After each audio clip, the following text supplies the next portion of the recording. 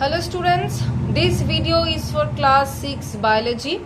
In this video I will continue with the chapter that I have started with you people, that is respiratory system in humans. In my previous video I had done till the how this respiration takes place, or the respiratory tract idea, everything I had given those ideas. Now in today's video I'll start with the mechanism of breathing.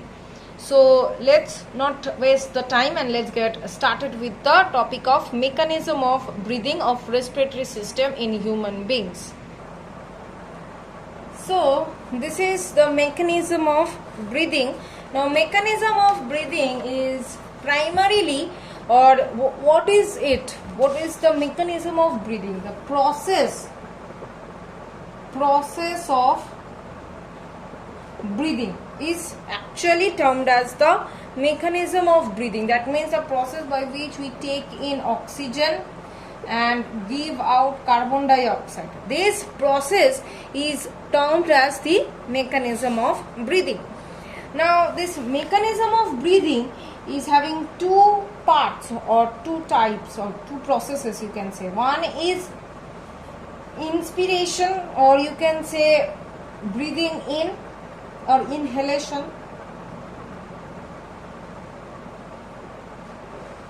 Number two is exhalation or breathing out. Okay, so breathing in, that means while we take in oxygen, so this is related with inhalation and this is related with exhalation. So when we are taking in oxygen, what happens, I have already said in my previous videos, that if this is the respiratory tract, it gets divided into two lungs and gets here into two lungs. Just below the lungs there is the muscular sheet. This muscular sheet we term as diaphragm. Now what happens when we take in oxygen, that means this volume of the lungs increases, right? This volume increases, so at that point of time this diaphragm contract. So when it is contracting, more space is getting created. As a result of it, the lungs are getting more space to expand, right? So during inhalation, or when you are taking in oxygen, what happens, the respiratory muscles, they contract, thus creating a huge volume or huge space for the lungs so that it can take more and more amount of air or oxygen within the body. Okay, now coming to the breathing out, that means the second process, that is exhalation. During this process, this diaphragm comes back to its original shape. That means this diaphragm now relaxing. Now when it is relaxing, that means it is taking up more space. Now the space which is occupied by the lungs, now it is being occupied by the diaphragm. So this diaphragm is actually pushing the lungs. Now when it is pushing the lungs, the air inside the lungs coming out ultimately through it. Okay. Now this is the process of inhalation and exhalation. Now the exchange of gases already has taken place, right? Because the lungs are containing alveolar sac, right? These alveolar sac are surrounded by the capillaries. Here exchange of gases is taking place. The hemoglobin of the blood, which was carrying the carbon dioxide, now releasing the carbon dioxide in the alveolar sac, and in return they are taking back the oxygen. Now the hemoglobin, it is the respiratory pigment of our body. Now this hemoglobin, when it is combining or when it is getting added with the carbon dioxide, it is forming a compound that is called carbaminohemoglobin.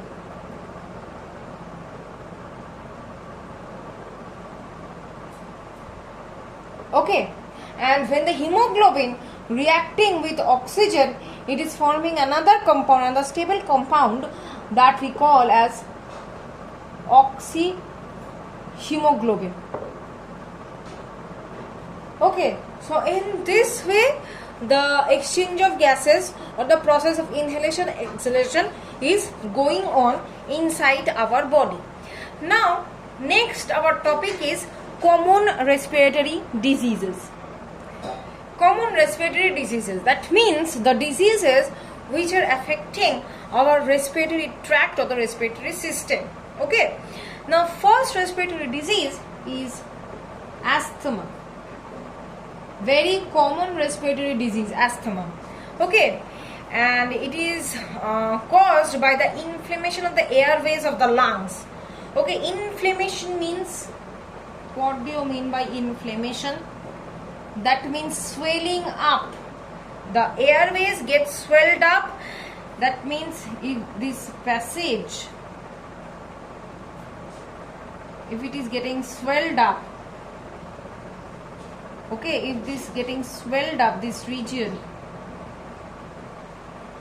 getting swelled up, what is happening? The pathway for the air to travel is getting reduced, and the person feels very difficulty in breathing. Apart from this, a wheezing sound appears in the chest.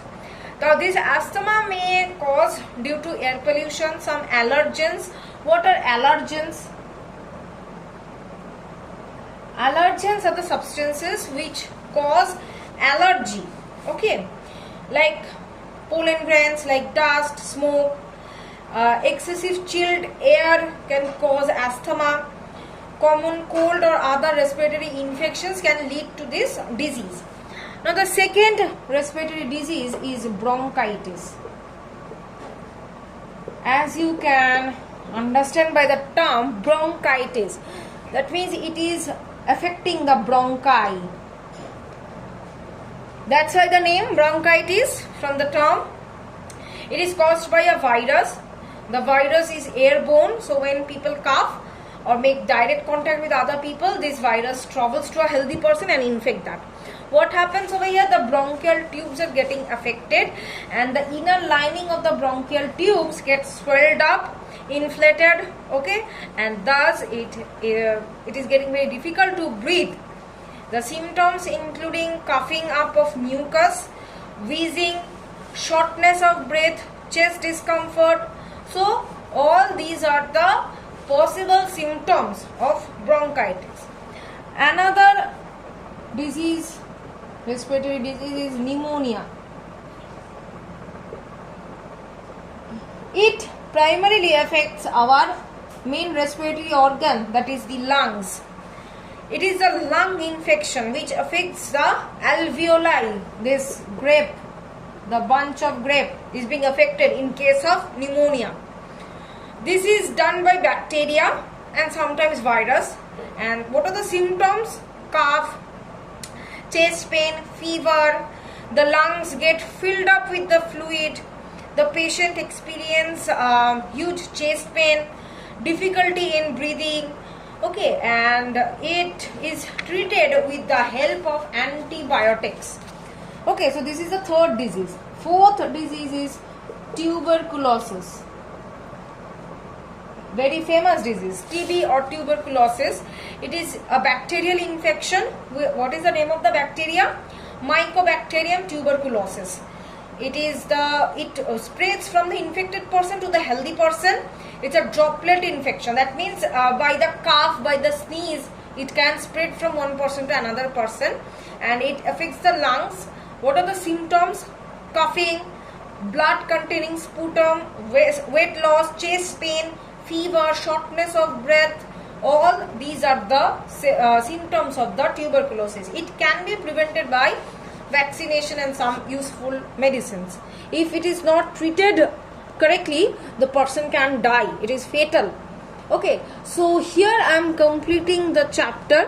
Hope you have understood the video, and please follow the PDF which is attached with the video. So thank you everyone.